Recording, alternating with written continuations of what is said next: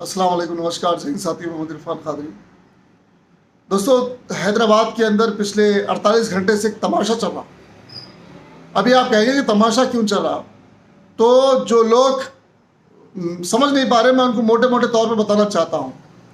ये तेलंगाना पुलिस राजा सिंह को 41 CRPC देने के लिए इतने आसान FIR में सेक्शन क्यों डाली भाई? क्या सेक्शन है देखिए आप, 153A, 295A, 506, 406, ये बेलेबल ऑफेंस है। अब क्यों तमाशा कर रहे हैं भाई? और तेलंगाना के वजीर दाखिला इसमें क्या आप कर रहे हैं बताइए? होम मिनिस्टर साहब महमूद अली साहब, इमाम ज़मीन नहीं बनिए, आप क्या कर रहे हैं बताइए? DG साहब से भी सवाल है कि इतने आसान सेक्शन, उन्हें गुस्ताखे रसूल करा, उन्हें एक जज्बात को ठेस पहुंचाया, और उसको मालूम है कि इससे दंगे फसाद होने वाले हैं। उसका इंटेंशन ये है कि इसमें दो कौम को जो है लड़ा जाने की कोशिश की जा रही है, हिंदू और मुसलमान भाइयों को। इन दोनों को लड़ाकर जो है अपनी सियासत को गर्म करने की कोशिश की जा रही है।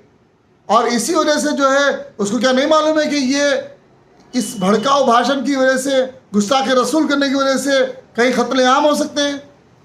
तो इस पर 120B सेक्शन क्यों नहीं लगा? क्यों इसके ऊपर बेलेबल ऑफेंस की लगाए गए? तो इसका मतलब ये है कि तेलंगाना की सरकार और तेलंगाना के वजीर दाखिला और तेलंगाना की पुलिस ये दोहरा सलूक कर रही है।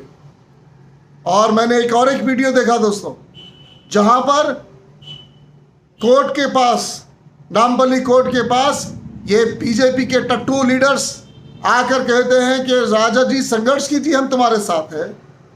और उस टाइम दूसरी तरफ हाथ में तिरंगा लिए हुए, ये कॉन्स्टिट्यूशन की दुआएं देते हुए चंद मुसलमान लोग वहाँ खड़े हुए थे, और वो कह रहे थे कि सिर्फ हमें इंसाफ चाहिए। तो उन पर ये तेलंगाना की पुलिस लाठीचार्ज करती है, और जो राजा सिंह के फेवर में उसे भगाने की कोशिश करती है। आपने कई वीडियोस देखा होगा, एक वीडियो एक बंदा पत्थर लेकर पुलिस वालों की तरफ जो है, भाजपा का एक लीडर कार्यकर्ता पत्थर लेकर जो है पुलिस वालों की तरफ मारता है और वो भाग रहा है। तो ये फसादी लोगों को पुलिस जो है हेल्प कर रही है। मैं सिर्फ और सिर्फ सवाल यही कर रहा हूँ, और मैं कहना चाहूँगा कि जो लोग FIR कर रहे हैं ना, ठीक है, आप FIR कीजिए, लेकिन मुझे यकीन है FIR के अंदर भी आपको कोई इंसाफ नहीं मिल सकता। तेलंगाना की पुलिस इन गद्दारों के साथ मिली हुई है।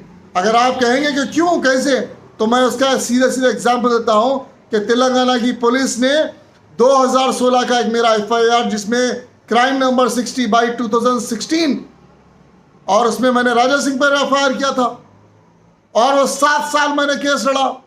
मगर केस के अंदर मालूम क्या हुआ, नज़ाकत मालूम है?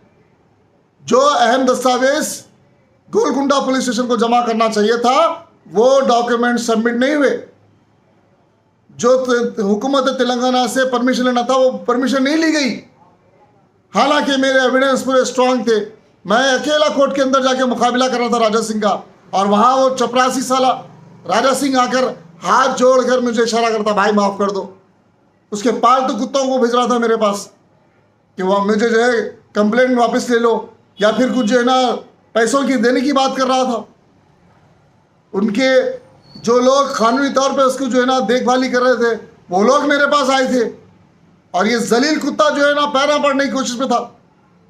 जब मेरा क्रॉस एग्जामिनेशन चल रहा था, तो अपोजिट में राजा सिंह हाथ जोड़े के मेरे को बोल रहा, भाई केस वापस ले लो। और ये लोधे से मैं कहना चाहूँगा कि बेटे, तुम बच रहे तो सिर्फ हमारे जो है ना, हम बर्दाश्त कर रहे हैं, वरना हमें मत सिखाओ कि लड़ना कैसा आता है। हमने करबला देखा सो है, हमने जंगें देखी सो है, लेकिन याद रखो, हम सो रहे हैं इसका मतलब ये नहीं कि हम खामोश, हम जो है लड़ना नहीं आता, हमें आता है, लेकिन हम इस भारत का जो है आइन का, इस भारत के संविधान का हम जो है उस पर यकीन करते हैं, इसलिए हम खामोश हैं।